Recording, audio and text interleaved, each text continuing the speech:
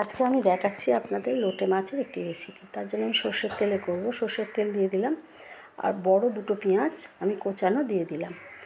আর এটা দিয়েই ভাত খাওয়া হয়ে যাবে, আর কিছু আমার মনে হয় না লাগবে। অনেকটা পরিমাণ রসুন দিলাম, আর দিলাম খুব সামান্য একটু আদা দিয়ে খুব ভালো করে আমি মশলাটা কষিয়ে নেব।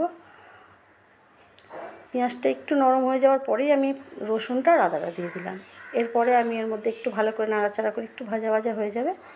এর মধ্যে আমি এবারে দেবো হলুদ গুঁড়ো, দেবো আর দেবো 1 চামচ লঙ্কা গুঁড়ো, 1 থেকে 1.5 চামচ লঙ্কা গুঁড়ো, কারণ এটা একটু ঝাল ঝাল খেতে ভালো লাগে। দিয়ে খুব ভালো করে এটাকে কষিয়ে নেবো। স্বাদ অনুসারে নুন দিয়ে দিলাম। মশলাটা খুব ভালো করে আমি একটু কষিয়ে নেবো। মশলাটা কষানো হয়ে গেছে, এবার আমি মাছগুলো দিয়ে দেবো। মাছগুলো খুব ফ্রেশ পরিষ্কার মাছ, আর এটা খেতেও খুব ভালো হয়। আপনারা সবাই অনেকেই খেয়ে থাকে, করে থাকে, খেতে খুব ভালো হয় এটা হয়ে এবার ভালো করে এটাকে আমি কষিয়ে নেব। আর মাছের থেকে তো জল বেরোবেই, সেই জলেই মাছটা রান্না হয়ে যাবে।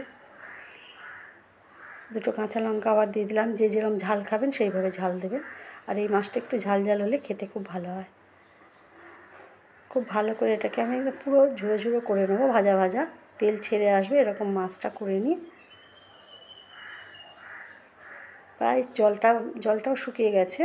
এবারে নামিয়ে সার্ভ করে দেবো। ভালো লাগলে লাইক করবেন, শেয়ার করবেন, কমেন্টসে জানাবেন ভালো লাগলো কি না, সাবস্ক্রাইব করবেন। লোটে মাছের ঝুড়ো আমার হয়ে গেছে, আমি নামিয়ে সার্ভ করে দিলাম।